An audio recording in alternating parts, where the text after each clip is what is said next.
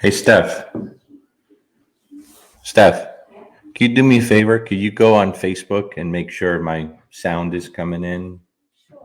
Hey, Cheryl. Hey, Bob. How are you guys? Hello, Miss White. How are you? You guys are so fast. You guys hear me okay? Hey, Tim. How are you, buddy? Hey, Nick. Happy Monday, everybody.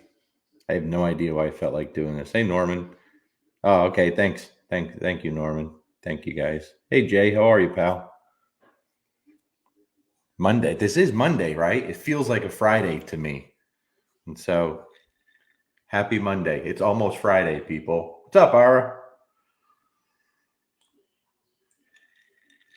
Hey, Ara. Man, Rex is a really nice dog. This is one of my new favorites I've been going to. George Remus. What is it? 117 proof. Very smooth, very good, very delicious, but it's hard to find. What up, Waylon? Emily? Yeah, that's it. I got my Joint Forces Canine shirt on here, representing my friends. Hey, George. How are you, buddy? Representing my friends out in Arkansas.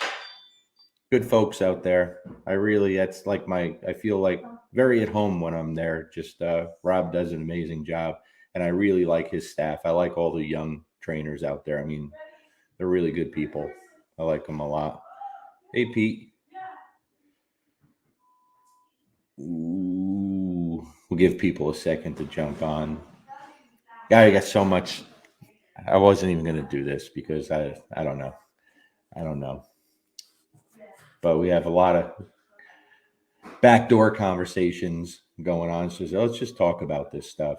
The seminar stuff is so eye opening because we, over the past few years, had the opportunity to really deal with hundreds of people, and that's such a learning experience for me, and it's very eye opening and sometimes very disturbing. I didn't know that, Denise. I didn't know that. I would have never guessed. Hey, Joy, Hillary, Doug, Gary. We got a bunch of questions we'll go over too. We'll jump right into them here now, okay? Cheers, everybody. It's almost Friday. It's almost Friday.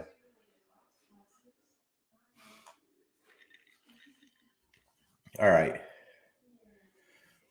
Tons of stuff to talk about, past few days too. Some of the posts, my posts and other people's posts really trigger some really good discussions, a lot of disagreements.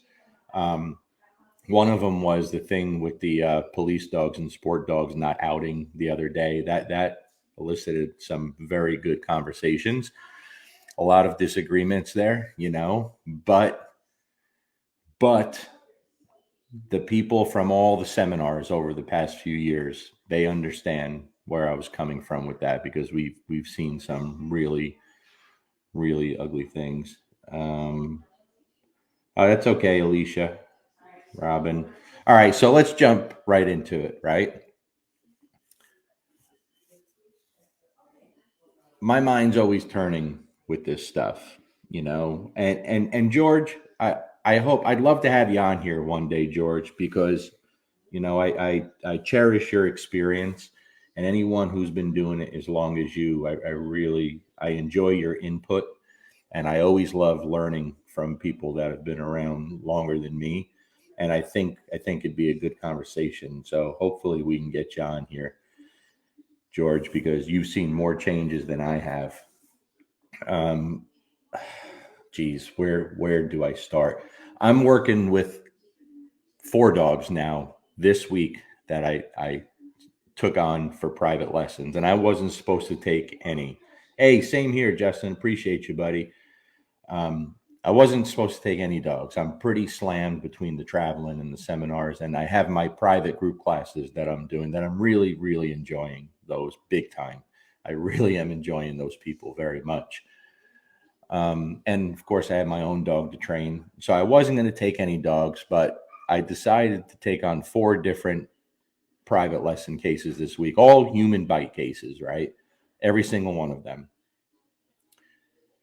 And some of them, the people have been trying to get a hold of me for a really, really long time. And I don't blow them off. I'm just honest, and I can't get to them. But it got to the point now where, because of what they experienced with other training companies and stuff, I said, okay, they're on the verge. The dog's going to wind up going, and I'm not somebody that will take on a dog if I know there's no hope for it or it's a danger to be in the home. I don't do that kind of stuff. But after talking to these people and then seeing the dogs, are they serious dogs? Yeah, absolutely. Do they have bite histories? Yeah, 100%. But the thing is, in each bite scenario, some of them have multiple bites. In every single bite scenario, I do, Joshua, I do and I don't. Joshua asked, do I like doing private lessons? Yes and no. Here's the thing, Josh. When I'm scheduled to do a private lesson, I always dread it. I'm like, because it's a lot, right? It's really tough educating the owners. And for me, that's everything. That's everything. I always dread it because I know it's going to be exhausting. But when I'm done with it, I always love it. I always love it. Like, I'll give you an example. I posted a picture of me with this female Rottweiler yesterday. This gentleman contacted me a while back. I will, George.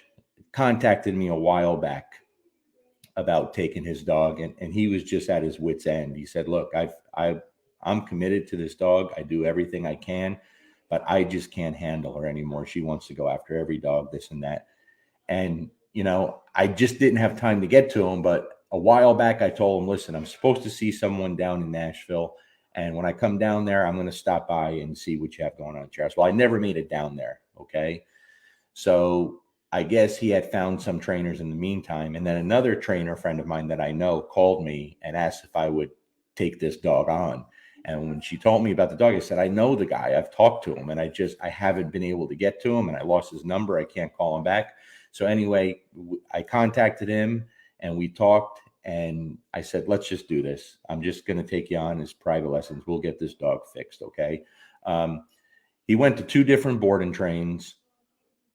The first board and train, he never even got to leave. They took the dog in the back and basically told him, we can't take this dog. She's too aggressive. We can't do this. We can't do that. And he had to take the dog. And that's a good thing. I'm glad he didn't leave the dog.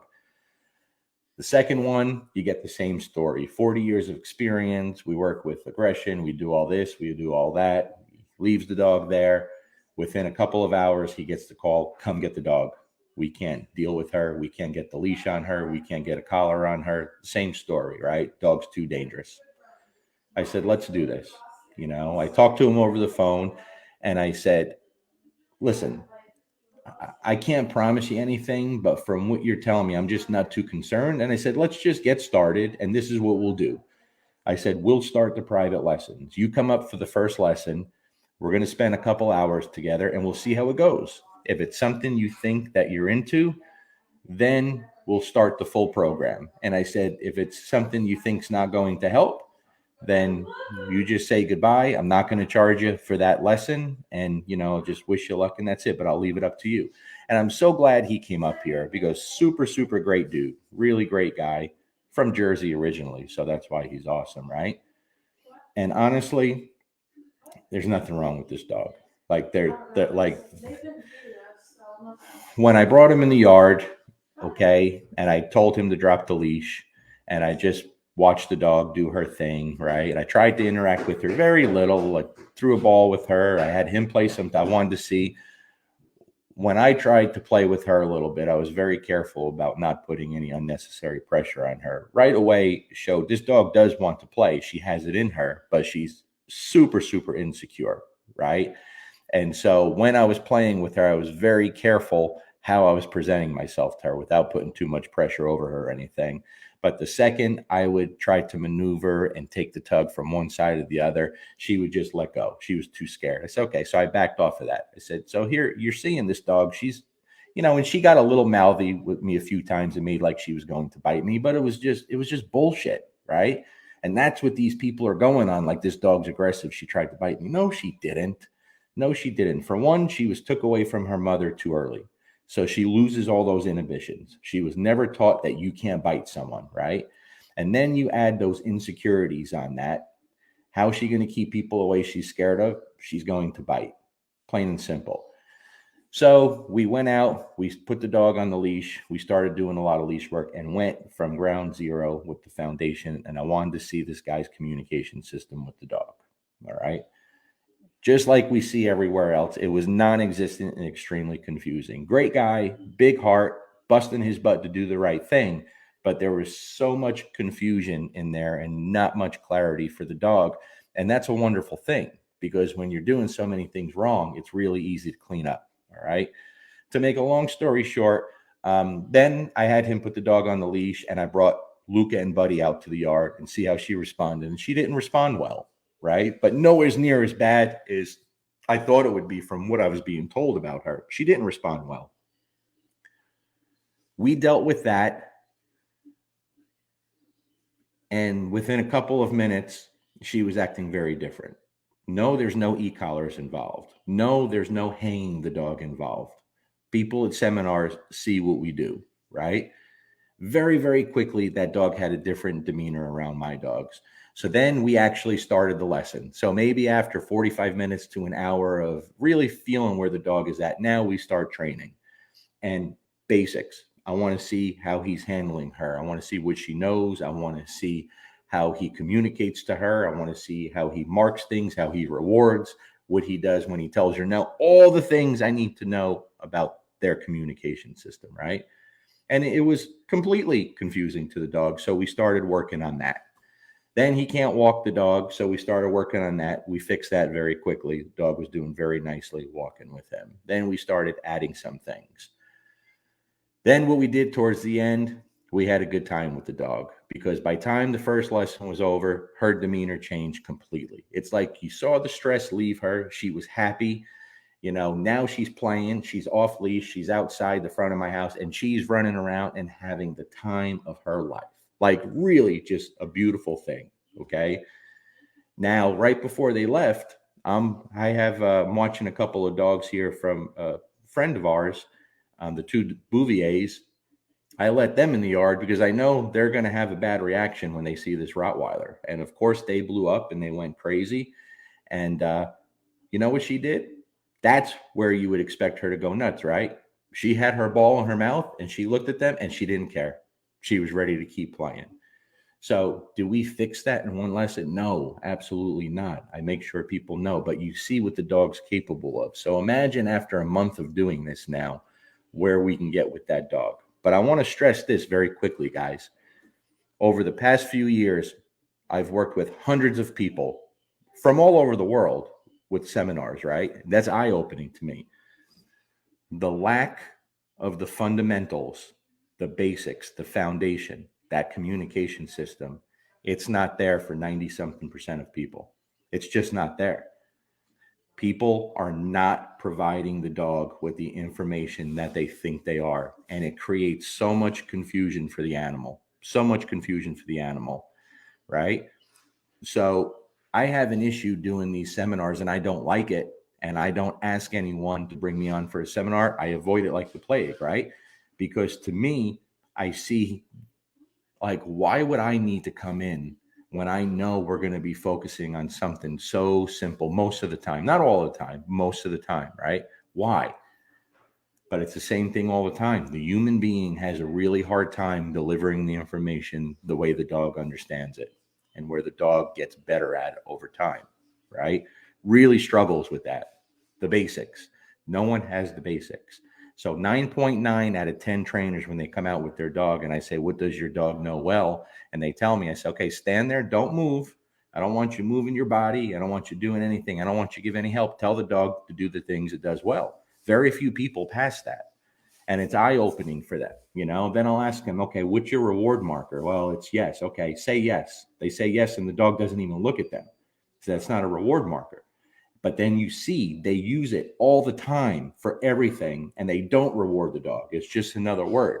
Or what's your reward marker? Sometimes yes, sometimes good. No, it doesn't work that way. Say good. They say good, the dog doesn't move. What's your release command? Break. Okay, say break. They say break, the dog doesn't move. So that's not a release command for your dog. Your dog should be exploding right now, right? That release command should be the ultimate reward. It leads to their favorite reward, freedom. freedom to go do whatever they want, right? But people aren't getting the basics down. And then they're trying to fix serious problems when they can't walk their dog nicely. That's a problem, guys. That's really, really tough, right? But the whole seminar thing, it's been eye-opening for me. It's been a tremendous education. But at the same times, we've had dogs come in that have been struggling for years with really bad behaviors, anything from aggression to whining and leaking and screaming and just you name it. Some dogs as long as 9 years. 9 years they've been struggling with this. Multiple trainers, right? Trying to treat it away or trying to fry it away with an e-collar. And after 2 days, 2.5 days, 3 days tops at a seminar, only working the dog a few times, they leave there with those problems gone. Why is that? I'm not the world's best dog trainer, but why is that? Why? Couple of reasons. For one, I made it my point for many years to learn from the best. That's simple. Learn from the best. Take it, make it my own, and do my best to get better at it, and then teach it to people that need it. It's that simple, right? That simple. We're seeing dogs that, just the last one in Arkansas, not a major deal, but the dog was the loudest dog there right from the start, screaming, a Chessie, right? And I said, what's the deal? I had to take the dog because I couldn't talk to people to start the seminar. I had to take the dog because I couldn't hear myself. I said, what's the deal here? Well, I was told from other trainers, they've tried, it's not going to go away. That's a Chessie. That's what they do. I said, well, it's going to go away. It's going to go away very fast. Did we break out a knee collar? No. Right? Did we try to redirect the dog with different obedience or try to use food? No. Did we fix that behavior? Very fast. Very fast. The rest of the weekend, the dog just lay there and relaxed. As a matter of fact, Saturday night at dinner, I was sitting across from this young lady. I had no idea the dog was under the table. Dog was under the table. I heard her say something. I said, who are you talking? I looked down, the dog was there, right? Great team to work with. But the truth is, and this is unpopular, but the majority of people charging dog owners a lot of money to train a dog are full of shit and don't have the ability to do so. And we're seeing it by the hundreds. By the hundreds, people with no success dropping $4,000, $5,000, $10,000, $12,000. Think about that. It's not cool. It's not necessary. It's not necessary, right? And something has to change to where that has to stop. It just has to stop. Guys, the basics, the foundation, the fundamentals. For me, the most simple basic of things that you must have, not sit or down or place. If your dog can't be still with you, there's a problem. There's a problem. Your dog has to be able to be still with you. It's that simple. Now, some people might say, well, that's ridiculous. Well, it's not ridiculous because if you can't have your dog to be still and it's always moving and you don't exist, you can't start working on obedience. The dog has to be part of you, with you. There has to be that connection, right? You have no relationship if your dog can't be still and want to do something with you. You just don't, and that's a problem. Then you can worry about the other stuff. That stuff inside the home, some trainers mock it and laugh at it. But again, they lose a lot of dogs. There is no one method or technique that works for everything, right? They're just not. But there is nothing, in my opinion, that is more vital and important than what you're doing inside the home with the dog. That's it. That's it. And I walk that walk always. My dogs are pets first. And I have really strong, high energy dogs, right? It's everything. Then everything else is dessert. Very, very simple. Very, very simple. Okay, so let's get to some of these questions. Phil Milligan, have you ever thought of going into more of the how-to for the sport world? No, Phil, absolutely not. And here's why. I have no place to do that. I've never done anything in the sport world. I have no accomplishments there, right? So it would be wrong for me to do how-to things in the sport world. Now, with that being said, I've always taught all of my dogs pretty much everything involved, all the behaviors in IGP, IPO, shits, and whatever they're going to call it tomorrow, because I love it. I love it, right? But there's people out there that are much more qualified than me to talk about that stuff. And until I do something there, I don't think I should be the one teaching. Listen, I've done videos on how to teach the out because my dog's out very nicely. My clients' dogs out very nicely. I'm very good at teaching it out. I'm very good at getting dogs that won't out to out very quickly without a ton of compulsion, right? I've done videos on how to teach the retrieve or the force fetch or the unforced fetch, whatever they want to call it today. I've done full video series on that. So I have done some stuff, but I'm not one of these guys that are going to go out there and preach to the sport dog world how to do something when I haven't done it. Now, with that being said, this is where a lot of people are going to get pissed, okay? This is going to piss a lot of people off. At the same time, with that being said, I've had people just recently at one of the seminars come to me that's contacted me multiple times over several months, sport dog person, very successful, about a problem they're having. And I talked to them on the phone and gave them recommendations on where they're going wrong. And I knew they were coming to the seminar, and I said, I will fix that when you get here. That's not a hard fix, right? But they never implemented what I asked them to do beforehand because someone at their club told them that they're an idiot for taking advice from me because I've never titled a dog. Why would you listen to him? He's never titled a dog. He's never even tried. So they backed off. Let me explain something there. I've been one of the most vocal, if not the most vocal person in the pet dog training world for years about trying to get pet dog people to learn the working dog side of things, right? Been pushing that for years. I said it's a must. It's mandatory. If you're going to be a great trainer, you have to work with great sport dog people. So no one has more respect for people who compete in all the dog sports, the bite sports especially, at a high level over and over and over with multiple dogs. You won't find anyone that has more respect for people that do that. I put those people on a pedestal and I speak about it often. When I first started working with the sport dog people several years ago, that changed everything for me. I became a much better trainer for sure. But here's the thing. Because you title a dog, even multiple dogs, a lot of people do that are very shitty dog trainers. Putting a title on a dog in any sport doesn't make you a great dog trainer. Not saying you're not a great dog trainer, but that doesn't make you a great dog trainer. That means that you had the patience and the discipline to work and keep pushing that dog and practicing the things you need to accomplish what that sport has to offer. And that's a great thing. Very impressive, right? But that doesn't mean you're a great dog trainer and that you could fix problems. And many of the times, a lot of people that compete in sports and title dogs have terrible dogs off the field.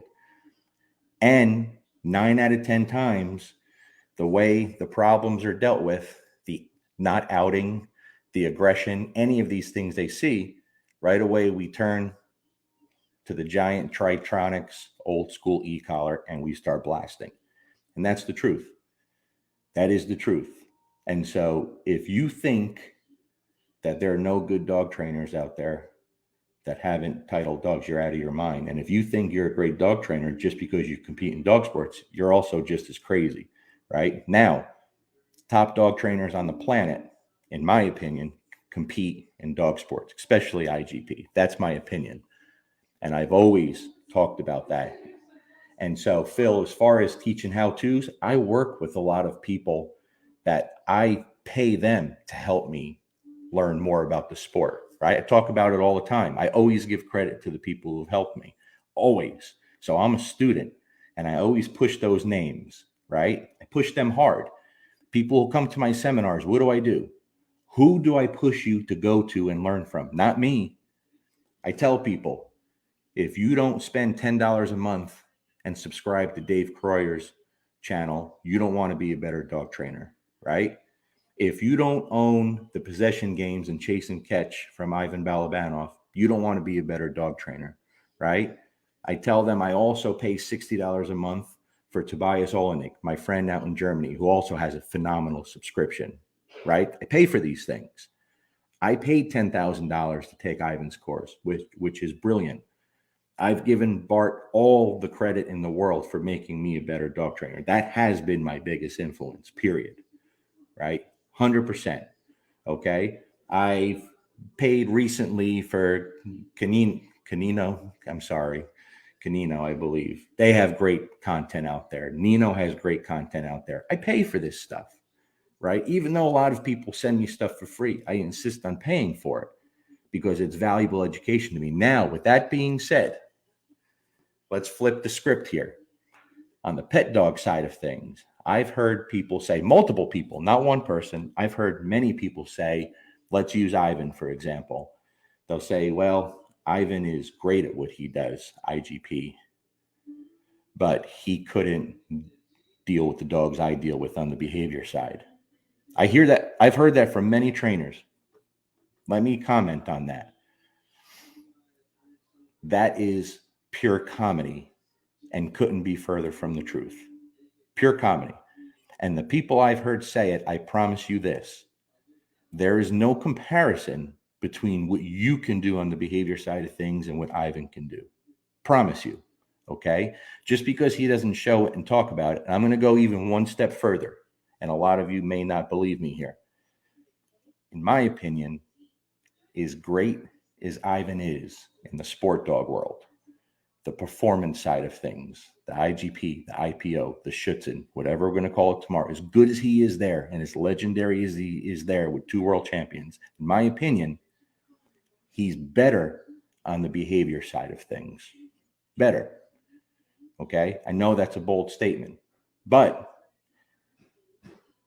some of the things that I get to do at these seminars that change dogs that have never been able to get any relief from some of these problems, there's 2 people that I always give credit to, and that's Bart and Ivan, because I've taken things from both of them that have allowed me to do things with dogs that most people can't, on the spot in front of people.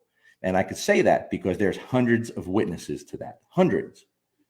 But I don't say, look what I do. I say, hey, I don't film this and put this out for free because I made changes to the way I do this because of what I learned from Bart or what I've learned from Ivan more recently, right? Very powerful stuff. But if you pay to come to a seminar or you pay me to be one of my clients, then I am obligated to provide you everything that I possibly can to help you. If I didn't, I'd be stealing from you. So on the flip side, when someone says, don't take advice from him, he's never titled a dog, it's ridiculous. I'd run away from those people. I really would. And by the way, those people made the problems worse, not better. But on the flip side, on the pet side, when they say Ivan's great at IGP, but he can't do what I do with behavior, it's laughable. It's pure comedy, because I promise he will embarrass you when it comes to the behavior side of things with dogs. Promise you. Okay? So long answer, Phil, but it wouldn't be right for me to do that. I'd be stepping out of my lane for sure. You know what I mean? I got to take a sip after that one. Does that answer your question, kind of?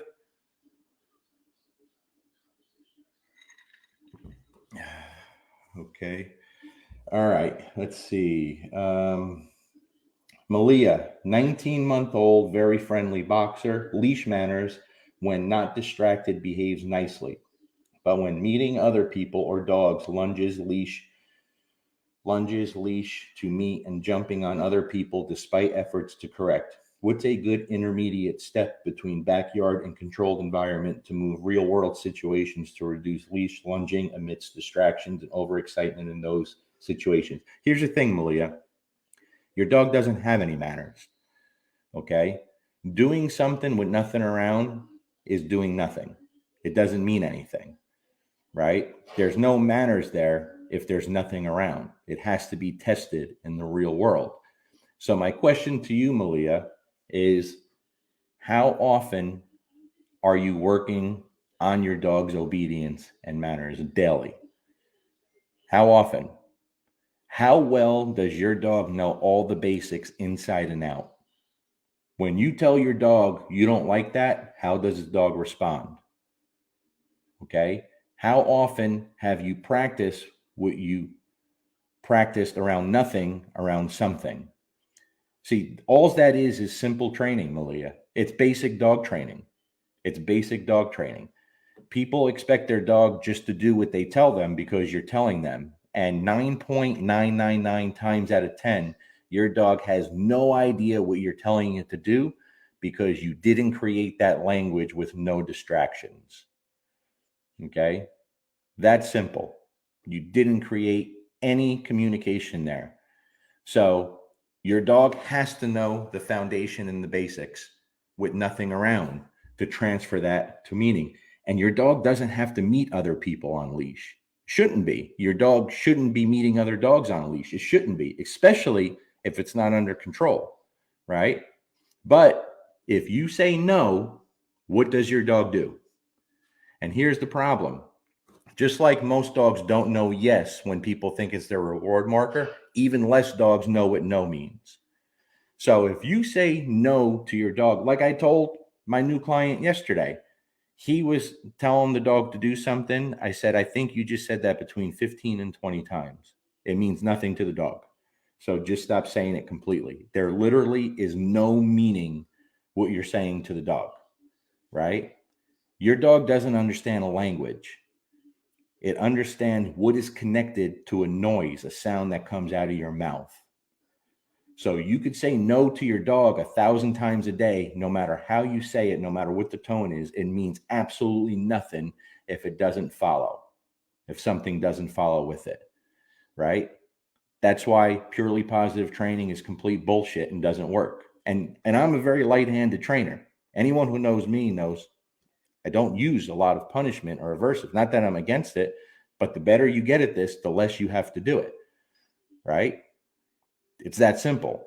So if you say no and don't follow up with something, what is your dog's lunging and you say no and you're pulling it back and stopping it? It means nothing to the dog, right? There has to be something that follows that no that makes it uncomfortable for the dog. So there has to be a no and then some type of aversive added after you say no. But what does 9.999% of people do? 99999 out of 10 people do?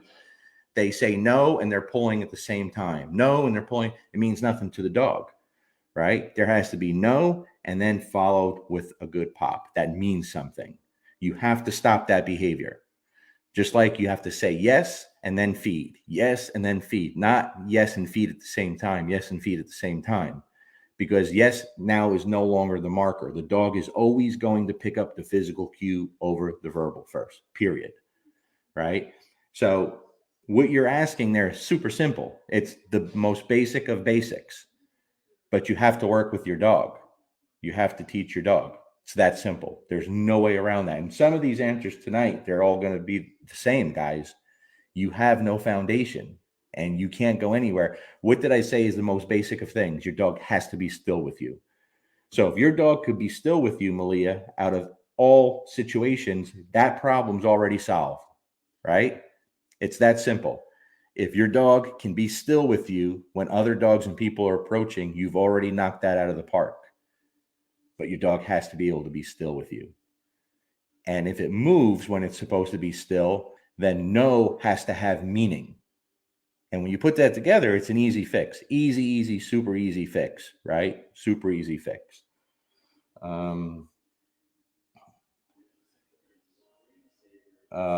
Lucy, 14-month-old border collie, fairly low drive, but reactive to cars driving by on bruiser roads. Fixates on cars, wants to lunge, seems fearful of the cars, unable to relax into a heel walk. He's been introduced to the e-collar as per your protocol from your e-collar book. How can an e-collar be used appropriately in this situation? I wouldn't use the e-collar in this situation, Lucy. You could, but the leash is always going to have more meaning, and that's an easy fix. That's a super easy fix. Okay.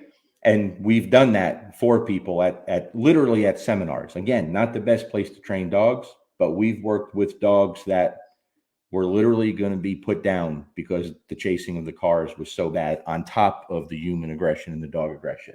Right. And when those people leave the seminar, they're sending videos of that dog outside doing things around cars, people, dogs, no problems. We never use an e-collar. Never. But the problem is, it goes back to people not understanding the difference between negative reinforcement and actual punishment. It's that simple. It's that simple. And if you came to a seminar, you'd have that fixed in the weekend. That I can guarantee you, because that's super easy. But again, you have to understand the properties of classical conditioning. You have to understand how the dog learns. And if you don't understand that, you can't stop problems like that. Can you turn to the e-collar? You can, but you better know what you're doing, right? Or you're just putting a Band-Aid on it. So you have to be careful with that stuff, because that's what everyone turns to, and it rarely works because they don't understand everything up until the point that they're doing up until that point with the situation, right? So we see it with the aggressive dogs all the time. All the time.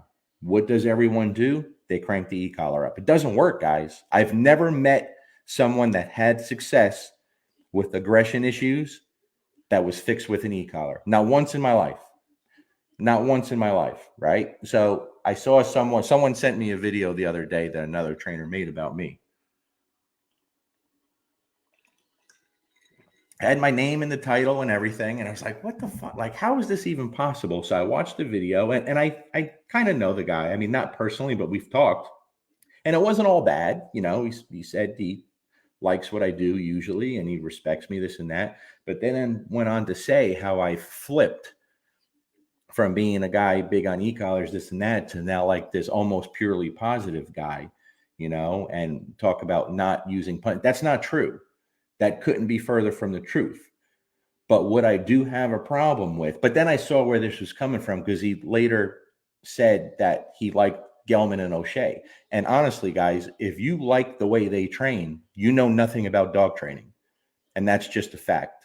It's just a fact. You know nothing about dog training. If you think that what they're doing is helping people, you know absolutely zero about dog training, because they have destroyed thousands of dogs through the people they teach, and then those people teach, right?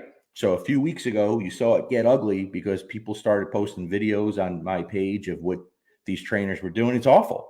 It's absolutely awful. Listen, if you have a 1-year-old puppy and it's on one side of your living room and there's a place board on the other side, and that dog, its head is down and it's trying to get to the place board so you could turn off the e-collar. If you think you're a dog trainer, you're a fucking imbecile. You know nothing about dog training, and you should never be able to put your hands on a dog. Plain and simple, right? If you teach your dog a double down, right? The double douche shit that these people do, right? E-collar comes on, it don't go off till it gets on the place board. And now not only does it have to be on a place board, but it has to put its head down, and you're annihilating it with the e-collar until you do it. You're a scumbag. You shouldn't be near a dog, ever. Shouldn't be near a dog. If you think that's dog training, please block me, unfollow me, and don't ever show up to train with me in any situation. I want nothing to do with you. I want nothing to do with you. Okay? You guys never hear me or see me come online and bash other people by name and do this and post videos. I don't do it. But it gets to a point, guys, when you see the videos that former employees and current employees will sneak and send me, it's disgusting what's done behind the scenes. Disgusting. And if you saw it, you would understand where it comes from. No, Gonzalo, not requiring a down. First of all, I think the place command, you got to remember, that's a new command. That wasn't part of dog training that long ago, right? No one ever had a place board in their house. It's just a new thing. Let me ask you this. Why do you need a place command in your house? Why can't you just tell your dog to down? Is your dog training ability so limited that you can't just have your dog in a down. Do you carry a place board around with you if you go to a Starbucks or a Lowe's? It's insane to me. It's absolutely insane to me. Listen, I'm not saying there's no benefit of it ever. That's not what I'm saying. So please don't say that. But if you so dependent on needing an actual place board and putting your dog on it literally for hours at a time and thinking you're accomplishing something, again, you're an idiot and you shouldn't be training dogs. I'm going to make so much friend room on my Facebook tonight for sure. You know, I mean, it's just, there's nothing wrong with the command thing, but I use it, but I usually use it for a target and more fun for the dog in obedience, right? But it's so misused and abused, guys. And when that e-collar is on, I don't care even if it's this low level stuff, right? If you have an e-collar on a low level and you're holding that button down, that becomes very aversive very quick, no matter how low it is. Amanda Jean, I did a shadow program with one of them, and now I'm here to unlearn it. Listen, people hear the stories and see the dogs at our seminars. So I'm not just making this up. They see what these dogs are like when they come to either my seminars or with me, Joel, and Jay, and they hear what was done to them. And it continues to happen over and over. So no, I have no filter there anymore. I did for years. As a matter of fact, several years ago, I was making a lot of very negative videos, but never using names because I didn't want to use names. I didn't want to be that guy because I wanted people to figure it out on their own. And they eventually did. And then I'd have people call me saying, hey, why don't you use their name and out these guys? You see what they're doing. It's not my job, guys. Because if I do that, then it looks like I want more business or something, which obviously I don't, right? But I have no tolerance for someone doing things to dogs that some of these people, and it's not just them. There's plenty of people out there doing it, right? There's plenty of people out there doing it. The e-collar goes on day one, and let's dial up until the dog complies. It's not dog training. It's not dog training. Not even close. Not even close. Now, I've had a lot of people email me and say not nice things and get into it with me and block me, this and that, right? And then months later, they come back and they say, you know what? I apologize. You were right. I gave it a chance. I did it a different way. And there's a huge difference. Huge difference. Yeah, I know. I didn't come up with nothing. I didn't invent it. Right. But I never tell anyone, guys, I have nothing to sell. Right. I don't push nothing. I have one thing that I've sold my whole life. I don't even push that. And it's done very well for a reason. But I send people, especially the pet dog people, go watch these people. Go learn from them. I don't say watch me. You want to watch me, you watch me, but I don't push myself. I push other people that I know are going to have an impact on you. That simple. Okay, that simple. Me, in all the years, right, especially with Joel and Jay, ask people who've come to those seminars. We got well over 100 people at each seminar. Ask all of them how many times they saw us try to stop something or punish something with an e-collar. Ask them. You know how many times it is? I could tell you. 0. Not because we're against it, but it's very rarely the most beneficial thing to do. Very rarely. What it is, that is the first choice for most when you don't know anything else. When you don't have the ability and the knowledge, what's best for that situation, that's what you're usually going to go to, always. My question is,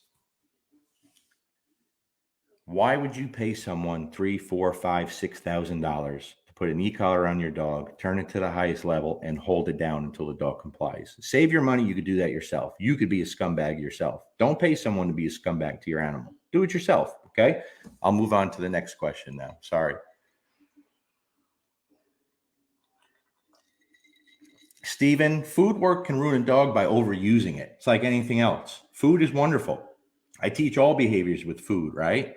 But the problem is people get caught up, and we see that all the time too. They want to reward everything for the life of the dog. Once the dog knows the behavior really well, now we got to back off.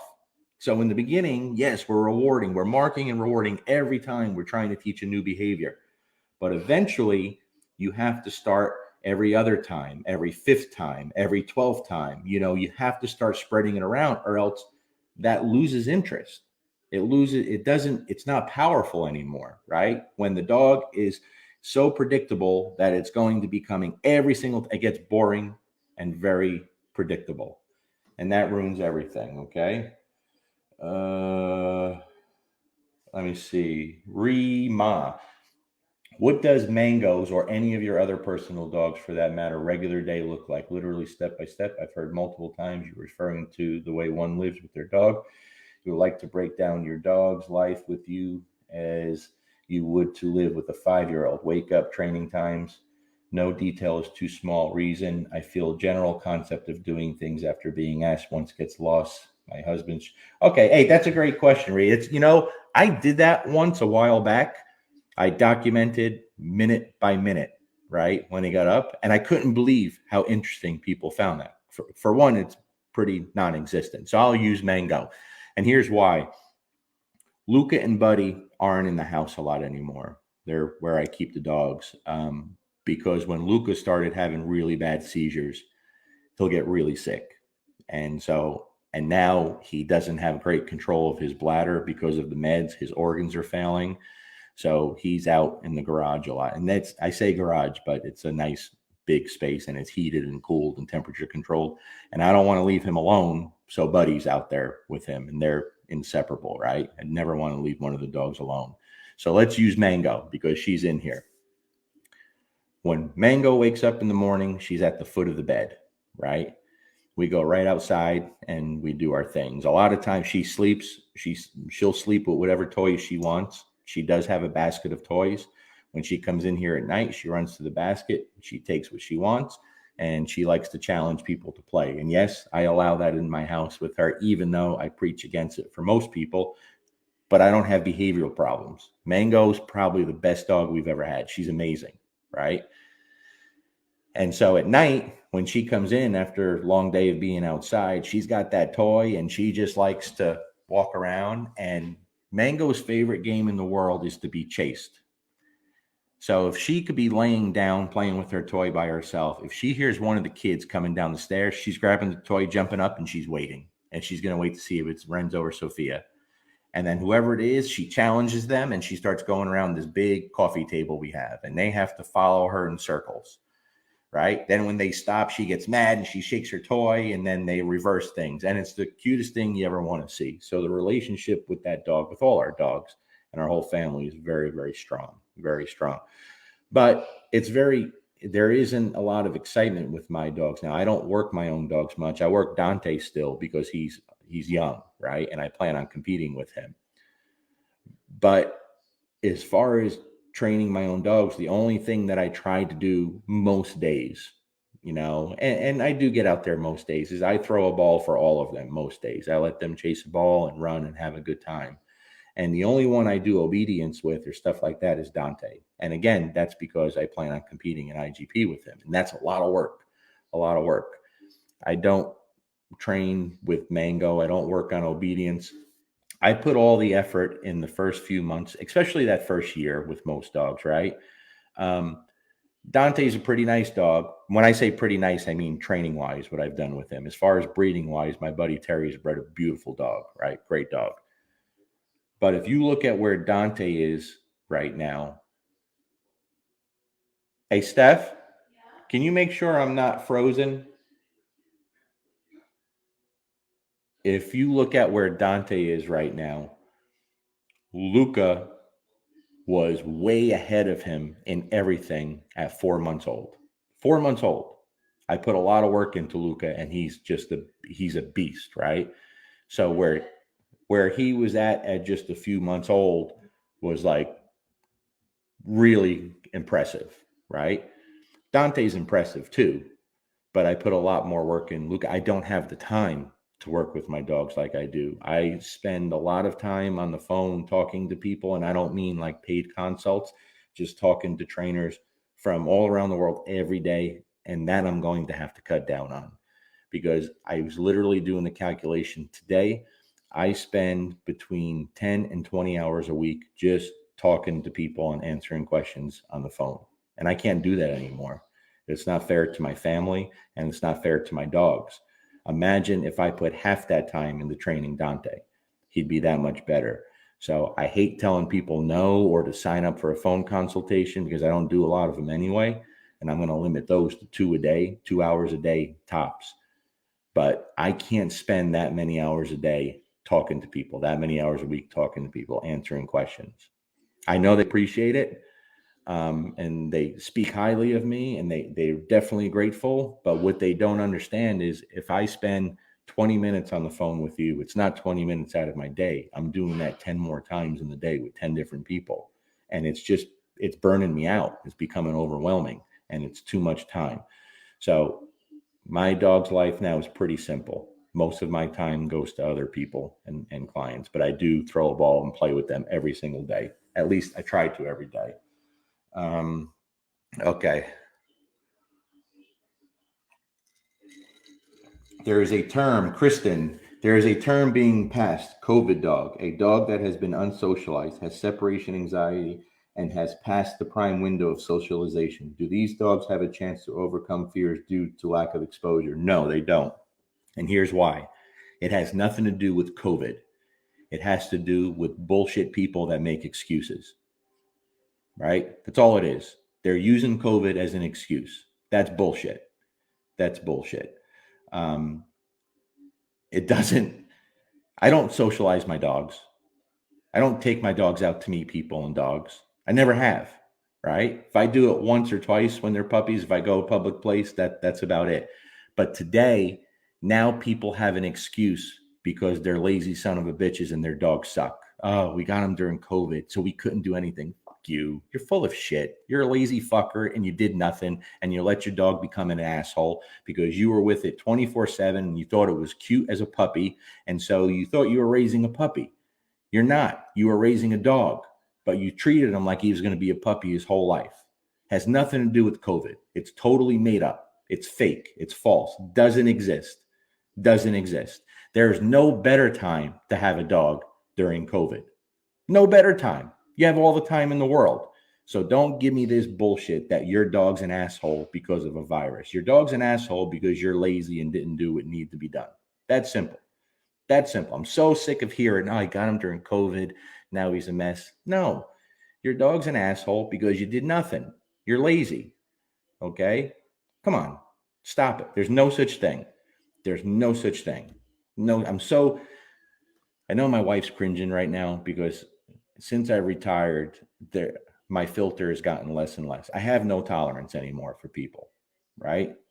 When you screw up, own it.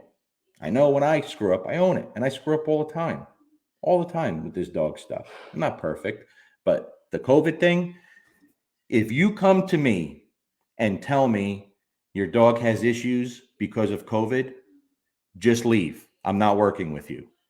Okay. Because in my head, I'm saying you're an asshole if that's what you believe. It has nothing to do with COVID.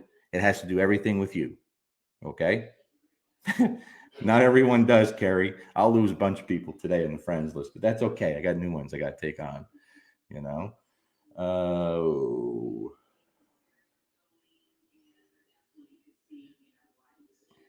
Beth says 3-year-old male Labradoodle mix, fearful of vehicles and certain sounds, won't go for neighborhood walks, only walk short distance in parks or on trails.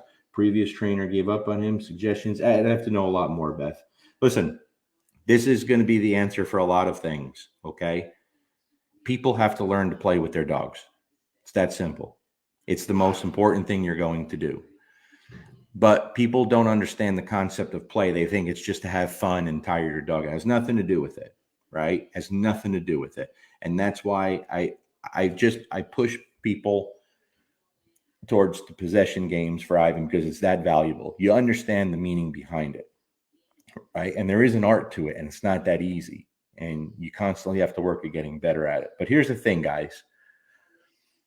Ranger, the Corso that I took in several months ago, he was a real serious dog, right?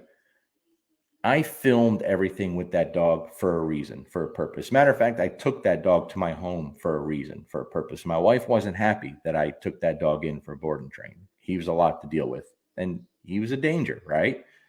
Not really, but he was. I took that dog in for a purpose and filmed everything on purpose. I wanted to show people with a dog like that, where most trainers, when they take in a dog like that, they exploit his issues and they make it much more dramatic, right? They'll add dramatic music to it, and they put unnecessary pressure on the dog to make him blow up and look like he's even more dangerous than it is. And then they start changing the music, and at the end they play this sexy, very soothing music, and they show them as friends, and then like people are like, oh my god, so amazing. It's bullshit. It's all marketing. There's a lot of great marketing dog trainers out there that aren't very good dog trainers at all, and that's just the fact, right? And I talk about that in the very first video I did with him. But the reason I filmed everything, I wanted to show people how powerful play is with the dog. I wanted to show people everything, and I did. And I did. And you saw everything step from step. But then you also saw when the owner picked him up. You also saw when we took him out in town, when we went to Starbucks, when we went to Lowe's and ran into real problems that she had to deal with. I showed everything. I showed everything.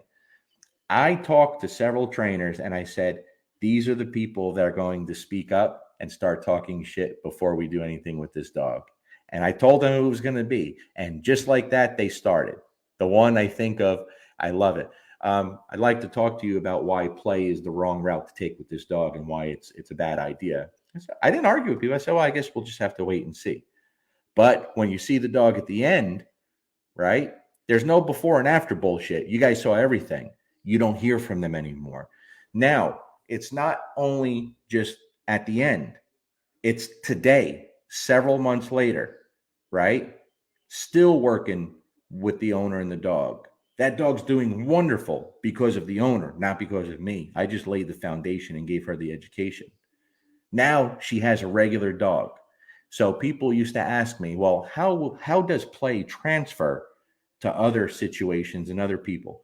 You know, I find that funny because no one ever asks how punishment transfers, how dialing up an e-collar transfers to other people. But so many people said, how does this transfer to the real world? Transfer is easier than anything else. You know why? It's what comes most natural to the fucking dog. We bring out the best in the dog. What is more natural than bringing out the fucking best in the dog? Can you please answer that for me, somebody? What is more natural?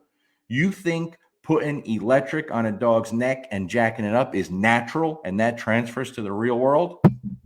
You're a douchebag. You're an idiot. You're an idiot and you shouldn't be training friggin' dogs. That's simple. So even though I showed it, everything, people forget very quickly. They're quiet while it's going on, but then they forget.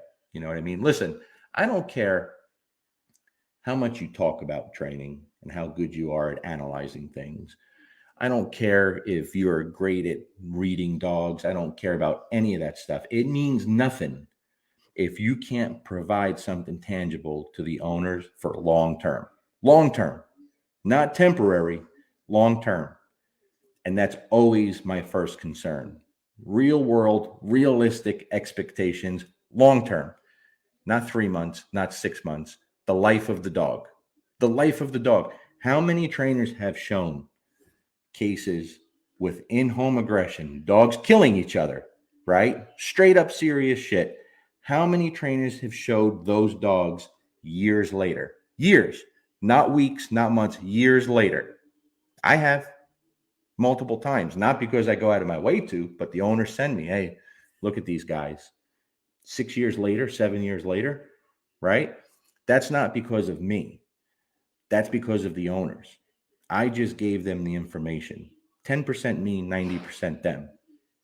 But most aren't doing that because most have the egos this big. Egos this big, wieners this big. That's all there is to it, right? That's all there is to it. I'm the opposite. Just kidding.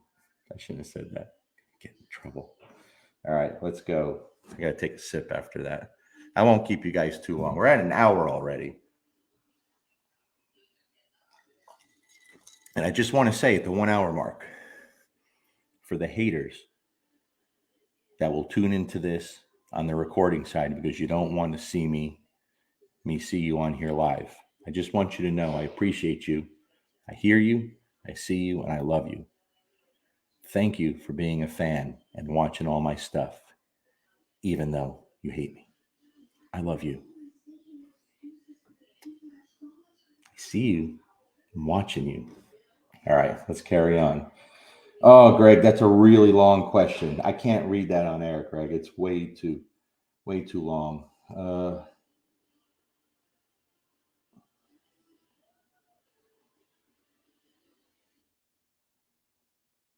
right, I'll read part of it, Greg. This is too long. I have a 14-month-old high energy golden retriever. I am trying to get him to stop leash pulling and work on a perfect heel and eventually off leash. For the past year, I take him on a 20-minute walk in the morning and 45-minute walk in the evening. How do I reconcile transitioning to training him on a perfect heel when he is used to 2 walks a day to release some of that energy? Here's the thing, Greg. I'm not going to read the whole thing. It's too long.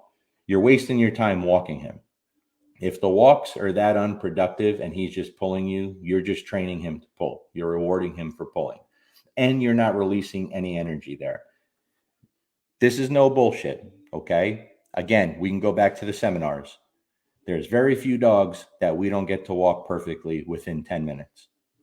No e-collars, no prong collars, 10 minutes. It's that easy. It's so easy, right? But you have to get that done in front of your house without, it's much more productive to do that than taking a dog away from the house and just having him pull you. Fix the walking first. If you want to burn off energy, learn how to play with the dog. Let him bite shit. Let him tug shit. Let him chase shit. That's going to burn off energy in a much more productive way than taking him for a walk. You know how many champion sport dog people take their dogs for a walk? Probably 1%, right? They put that effort into something else. Hi, babe. You're just not getting any productive information out of it. It's just not productive for you. Put that into play and tugging and chasing things. Forget the walking right now. My 2-year-old German Shepherd that goes up to people, then steps back and starts barking. What do you do to stop control this? Michelle, why would you let your 2-year-old German Shepherd go up to people? It's that simple. It's unacceptable. For one, you're letting your dog make decisions that you should be making, and he's making decisions that he can't handle. Guys, you got to get an understanding of the basic dog's brain here. You have to understand they're not people. Your dog doesn't need to play with fucking dogs. He needs to play with you. Your dog doesn't need to play with other people. They need to play with you. Stop trying to pass the buck like your dog is a 5-year-old child and you want him to have play dates. Play dates are useless. Do something with your dog so that your dog looks at you like, wow, you're pretty awesome. Instead of looking at you going, this shit is boring here. I need to go find somebody else. It's that easy. It's that easy. You have to put into some work into building that relationship with your dog and doing some cool shit that they like. Listen, if your dog was bred to do something specific and you're doing nothing that is genetically there inside the dog, you shouldn't have the dog, right? You shouldn't have the dog. If you're going to get a working line dog, a working breed, and you're not going to do some working shit with that dog, don't get the dog. If you get a puppy and you're not going to work with that dog every day for the first year of its life, if not 2 years, because to me, that's what it takes to get my dogs where I want them, 2 years. To where they're self-sufficient in the home, 2 years.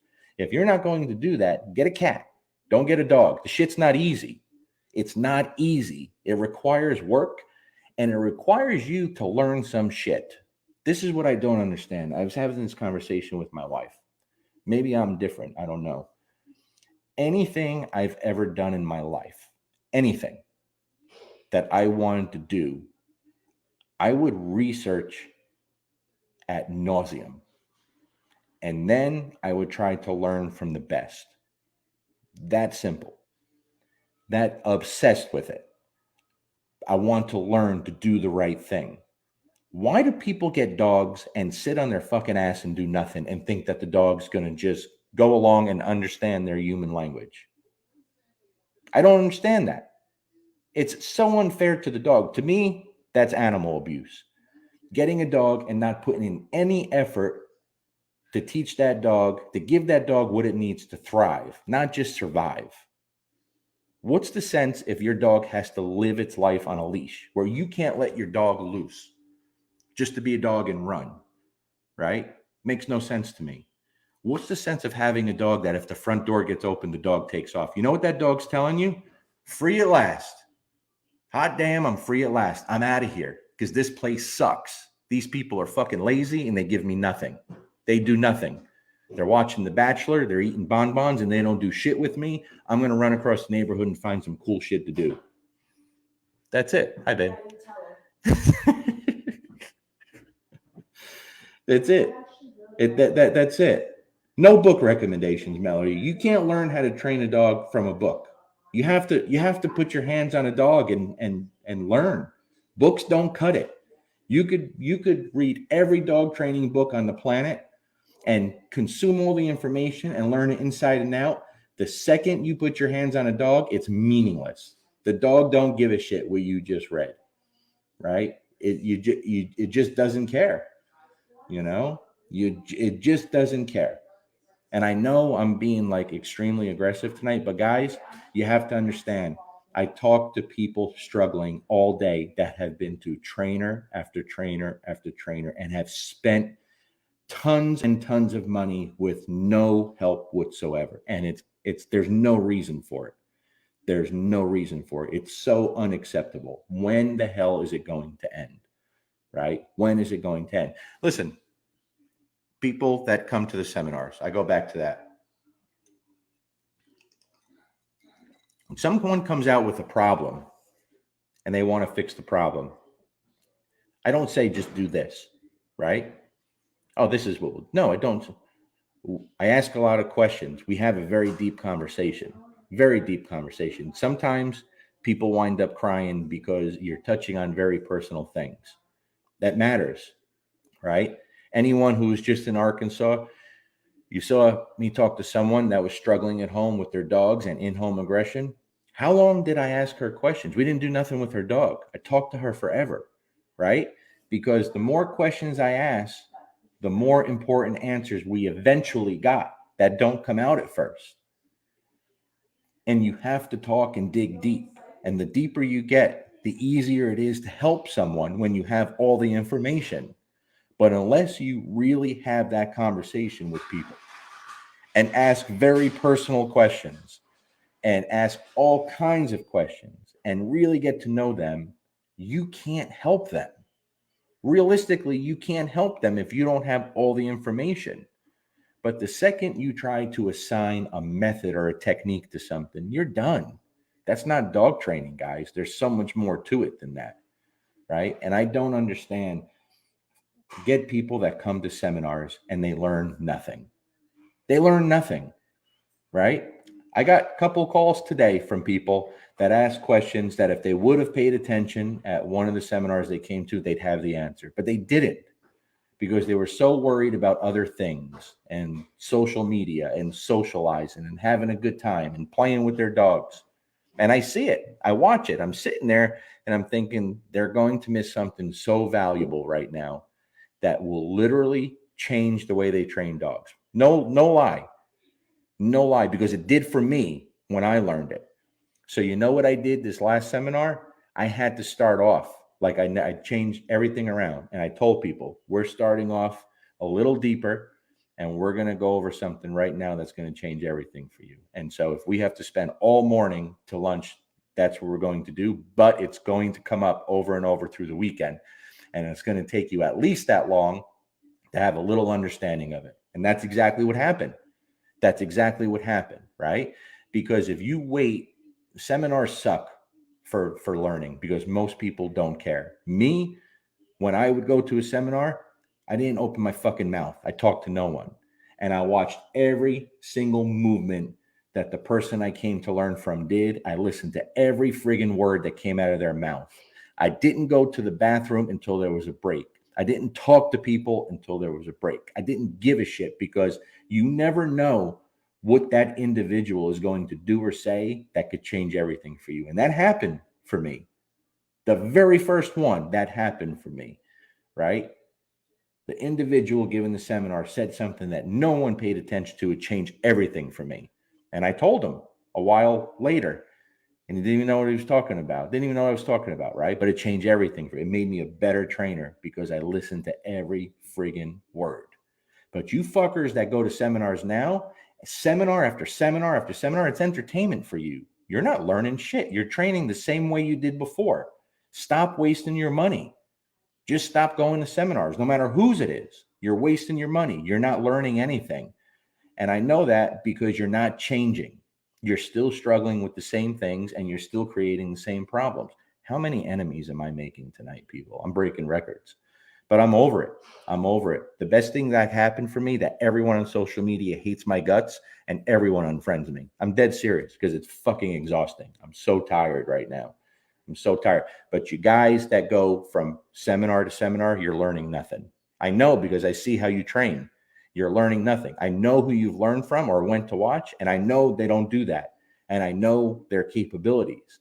And it's not important enough to you to be a great trainer.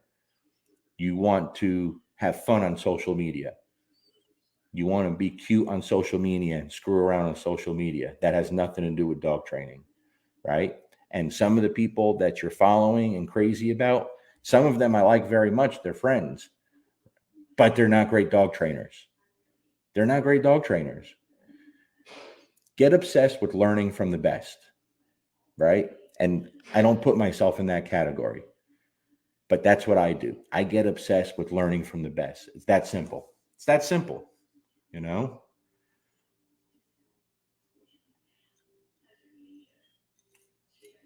I haven't even drank much, but I really am. I'm friggin' alpha brain has me so clear tonight. But this stuff's important to me, guys.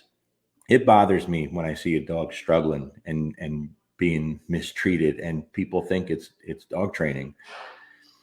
But they will come around eventually. I know they will. They don't. Most of them aren't bad people and don't mean harm. They just think what they're doing is the right thing because of who they learn from. And that's why I'm so harsh with a few people out there, because they're teaching really bad things and it keeps spreading. It spreads like wildfire, and it's just awful. All right. I'm going to try to go back to more things now. Cheryl, I have a young German Shepherd. The basic obedience and manners are pretty good. She is not distracted out in public until she sees another dog. Well, you can't say that. You can't say she's not distracted out in public till she sees another fucking dog. That's like me saying I don't get aroused by my wife until I see her naked. No, that I can't say that. That makes no sense, right? I don't get an erection until she touches me. It's ridiculous. How could you say the dog doesn't get distracted out in public until she sees another dog? Do you understand how your dog can't win with you thinking like that? You can't.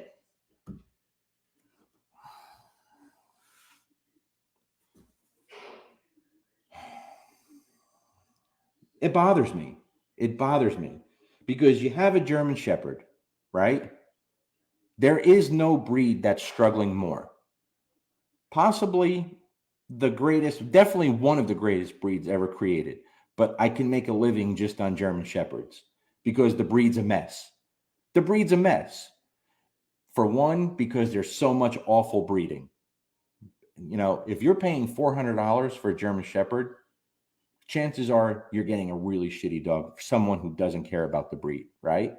Then you have a dog that's so highly intelligent, so driven to do something, but so sensitive and emotional to the people they live with.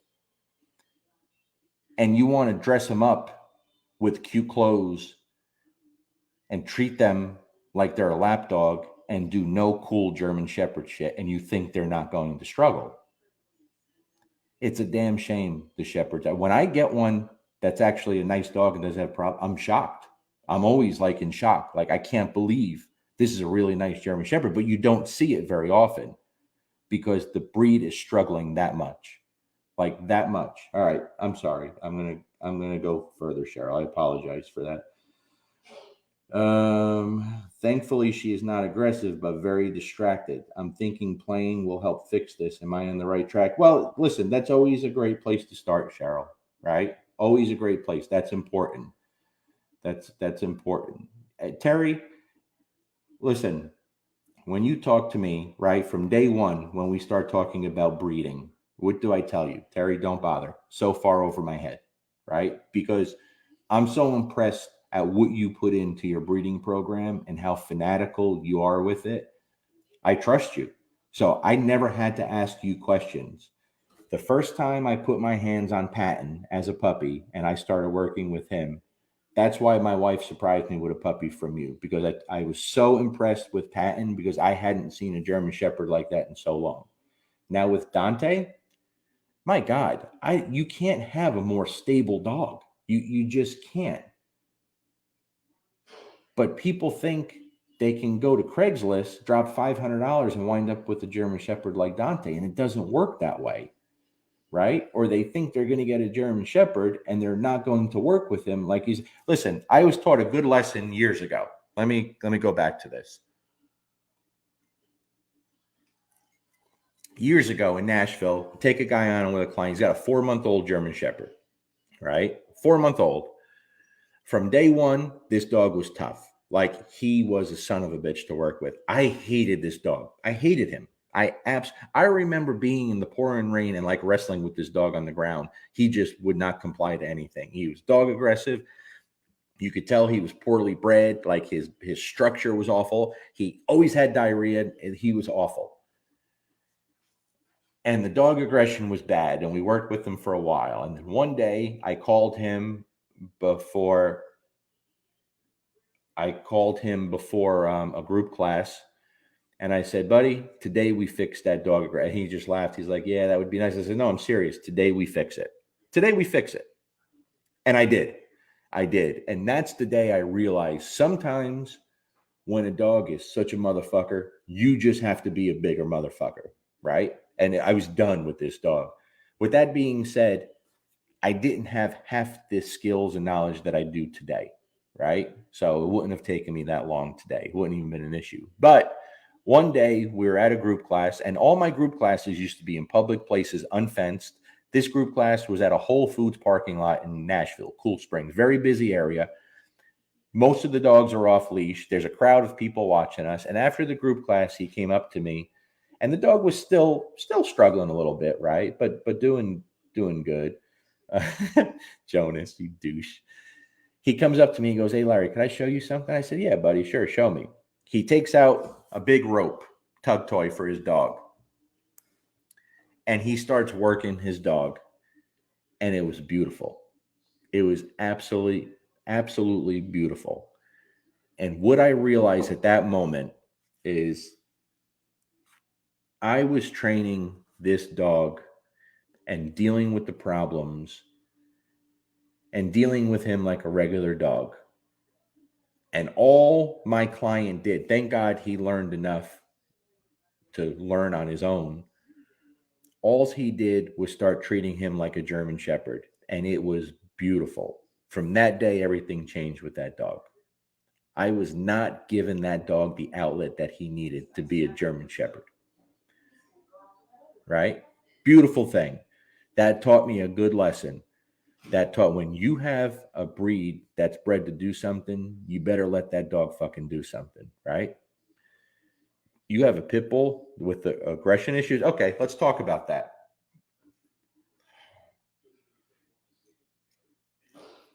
Hey, Steph, would it be possible for you to get me some ice for my glass, please? Thanks, babe. I love you so much. You're the best. Let's talk about that. So in Arkansas, we met Copper, the pit bull, right? Serious dog, really serious dog. Definitely a dangerous dog, no doubt about it. So the issue, I don't like muzzles. So if I could avoid a muzzle, I do. Only for the reason, yes, it's great to keep you safe, but it changes the dog. you don't see the real dog when a muzzle is on, because some of them become stressed just because of the muzzle, and a lot of them know they can't do shit when it's on, so you don't get the real dog. Being in a bite suit with a dangerous dog changes everything, because it allows you to be completely relaxed and natural. And that's a big thing from Ivan too, that once he really pushed that, made a big difference. Thank you, babe. You want to come say hello? Come on. Make an appearance.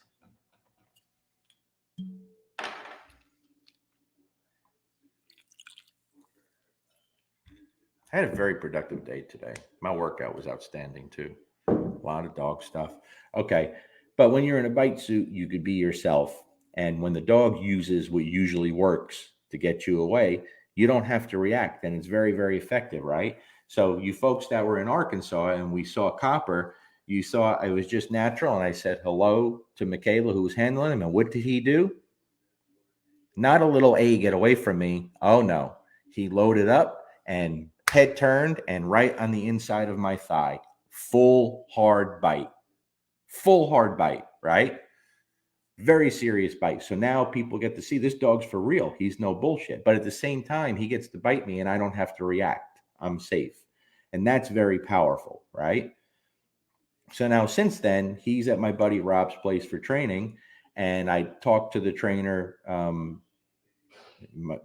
good guy, Zach, young trainer, great guy. And he reached out yesterday or the day before, and we talked about what I thought was the best route to go with this dog. And today they post a video doing great things with him, like really having a good time. But what are they doing?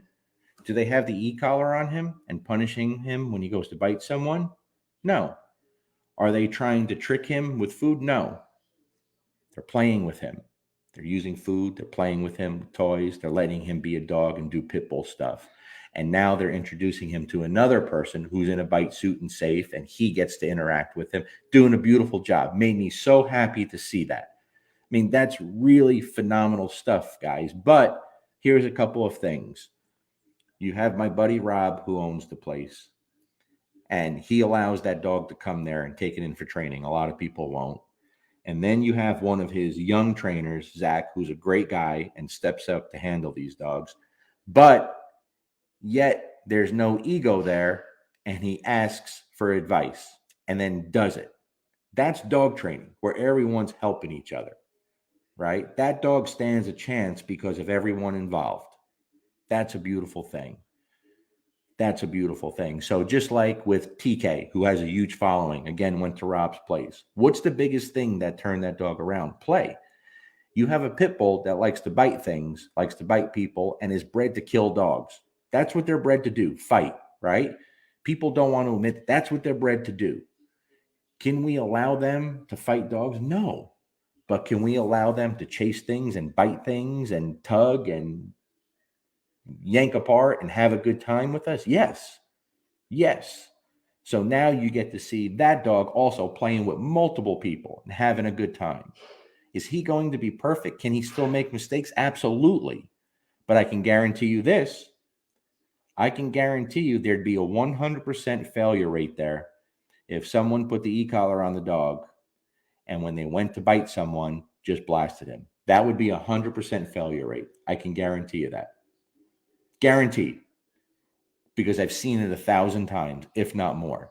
But people still want to bitch and complain that I'm getting soft and I'm going over to the purely positive side. You're a fucking idiot if that's what you think. You just don't know what you're doing. So thank you to the giants out there that those of us stand on who are educating people at a higher level. Thank God. Thank God for them, right? Thank God. But all right, we'll get to the next question. Raphael, when you come into Chicago, Chicago is one of my favorite places, Raphael, because I love to eat. And Chicago has some of the best food around. And it's not that far from me. That's a 5.5-hour drive from me.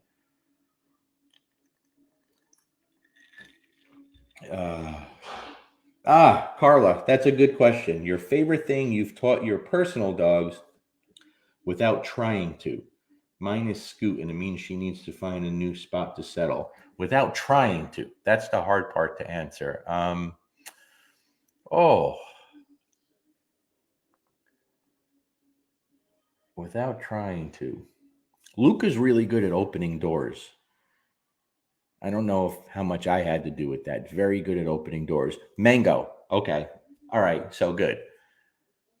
So when we're playing with the chuck it, sometimes the ball bounced the wrong way and it goes into the fenced area, right?